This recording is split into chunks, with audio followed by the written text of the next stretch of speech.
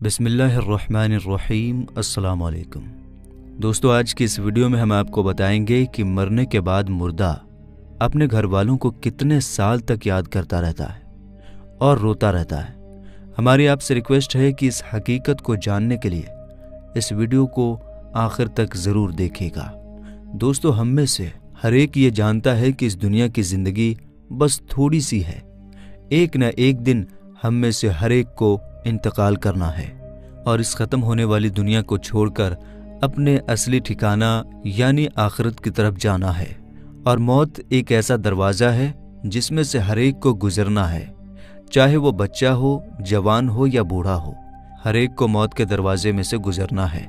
जिस तरह के अल्लाह ताला कुरान पाक में इरशाद फरमाता है, कुल्लु नफ्सिन ज़ायक़तुल मौत, कि हर जानदार को मौत का मज़ा चखना है। यानी हर वो चीज़ जिसके अंदर जान है उसको एक न एक दिन मरना है। मेरे दोस्तों, दुनिया और आखिरत के बाद एक और दुनिया है जिसको हम आलम बरज़ख कहते हैं। मरने के बाद और क़यामत से पहले तमाम जिन्नो इंसान की रूहों को अपने आमाल के हिसाब से इसमें रहना होता है और रूह कहीं भी हो जिस्म के साथ उसका कनेक्शन रहता है। कब्र पर आने वालों को वो पहचानती है और ये कहना कि फ़लाँ की रूह फ़लाँ के अंदर चली गई या इसने दोबारा जन्म लिया, ये अक़ीदा कुरान और सुन्नत के ख़िलाफ़ है। हदीस शरीफ में आता है कि जब मुसलमान मरता है तो उसके रास्ते खोल दिए जाते हैं कि जहाँ चाहे वो चला जाए। और हज़रत सईद बिन मुसय्यब रज़ियल्लाहु ताला अन्हु से मरवी है कि हज़रत सलमान फ़ारसी, अब्दुल्ला बिन सलाम रज़ियल्लाहु ताला अन्हु जब हम आपस में मिले तो एक दूसरे से कहा कि अगर हम तीनों में से पहले कोई इंतकाल करता है तो बताना कि मौत के बाद उसके साथ क्या मामला हुआ। कहा, क्या जिंदे और मुर्दा भी मिलते हैं? तो फरमाया, हाँ, मुसलमान की रूह जन्नत में होती है और वो अपनी मर्जी से जहाँ चाहे जा सकती है। मेरे दोस्तों, अब सवाल ये है कि क्या मरने के बाद मुर्दे अपने घर वालों को याद करते हैं? जब किसी इंसान का इंतकाल होता है तो मरने वाले शख्स को ये मालूम होता है कि हम इस दुनिया से इंतकाल होकर आलम बरज़ख में आ गए हैं और उसको ये सारी चीज़ें याद होती हैं कि हमारा घर है, मकान है, रिश्तेदार हैं और हमारे बहन भाई भी हैं और हमारी एक फैमिली है। और यहाँ तक कि जब इस मुर्दे की रूह निकल जाती है और उसको दफनाया जा रहा होता है तो फिर उस वक्त वो मुर्दा अपनी आंखों से सारी चीज़ें देख भी रहा होता है। यानी कि उसकी रूह तमाम चीज़ों को देख रही होती है और उसको पता होता है कि अब हमें कफन पहनाया जा रहा है और अब हमारे जनाजे को उठाया जा रहा है। लिहाजा नेक बंदे के जनाजे को लोग उठाते हैं तो वो कहता है, ऐ लोगो, जल्दी मुझे लेकर कब्रिस्तान की तरफ चलो और बहुत जल्द मुझे मेरे असली ठिकाने यानी कब्र के अंदर पहुंचा दो। क्योंकि उसको मौत पर ही पता चल जाता है कि उसके साथ आगे क्या होने वाला है। यानी आगे आने वाली जो मंजिलें हैं वो अच्छे हैं या मुश्किल हैं, सख्त हैं या आसान, उसको पहले से पता चल जाता है। क्योंकि रूह निकलते वक्त की जो तकलीफ होती है उसी से मरने वाले को ये अंदाज़ा हो जाता है और उसको ये मालूम हो जाता है कि उसका आगे क्या अंजाम होने वाला है। इसी वजह से जो मोमिन बंदा होता है वो कहता है, मुझे जल्दी लेकर चलो और मुझे कब्र के अंदर उतार दो और मेरे असली ठिकाने तक मुझे पहुंचा दो। क्योंकि हुजूर नबी करीम सल्लल्लाहु ताला अलैहि वसल्लम ने इरशाद फरमाया, दुनिया मोमिन के लिए कैद खाना है और काफिर के लिए जन्नत है। मेरे दोस्तों, जब गुनहगार और बेनमाजी इंसान की मौत होती है तो वो चिल्ला चिल्ला कर ये कहने की कोशिश करता है कि ऐ लोगो, तुम मुझे कहाँ लेकर जा रहे हो? ऐ मेरे बच्चों, यानी कि वो अपनी फैमिली से कहता है कि मैंने अपने बच्चों के लिए बहुत ज़्यादा कमाया, इनके लिए घर और मकान बनाया और अब तुम हमें हमारे घर से निकाल कर अंधेरी कोठरी यानी कब्र के अंदर क्यों डालने जा रहे हो? उसे बहुत घबराहट होती है तो वो कहने की कोशिश करता है कि ऐ लोगो, मुझे मत लेकर जाओ। बहरहाल दोस्तों, उसको जब कब्र के अंदर रख दिया जाता है तो उसको ये पता होता है कि अब हम कब्र के अंदर हैं और हमारी फैमिली और हमारे रिश्तेदार उस पिछली दुनिया में हैं जहाँ पर वो पहले रहता था। इसी वजह से रिवायत में आता है कि जब कोई इंसान अपने किसी मुर्दे की कब्र पर जाता है तो वो मुर्दा उस कब्र पर आने वाले को पहचानता भी है कि ये हमारा फलाना शख्स है। अगर बाप कब्र के अंदर है तो वो पहचान लेता है कि हमारी कब्र पर जो आया है वो हमारा बेटा है, हमारा भाई है, हमारा रिश्तेदार है।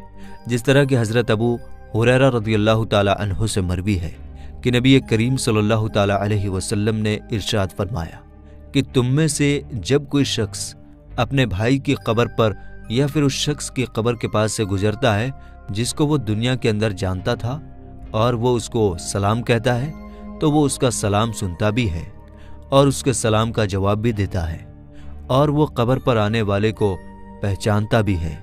और अगर कब्र पर कोई उसका प्यारा रिश्तेदार जाता है तो कब्र वाले को बहुत ज़्यादा खुशी होती है। लेकिन अगर मुर्दा गुनहगार होता है और अपने गुनाहों की वजह से सजाएं भुगत रहा होता है तो वो कब्र वालों को पहचान कर भी उसकी तरफ कोई ध्यान नहीं देता, क्योंकि कब्र के अंदर उसकी ज़िंदगी बहुत कठिन हो जाती है और वो अजाब से परेशान हो रहा होता है।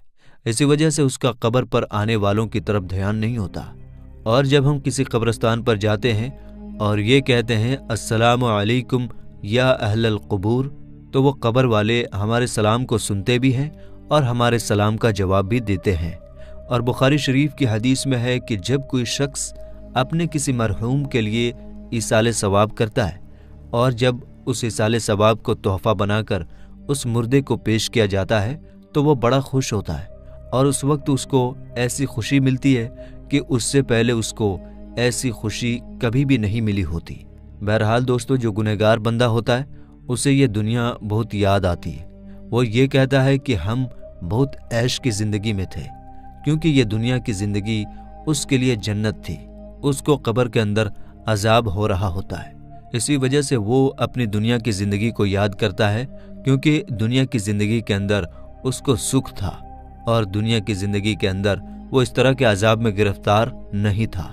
इसी वजह से गुनहगार शख्स दुनिया की ज़िंदगी को याद करता रहता है और अपने घर वालों को याद करता रहता है।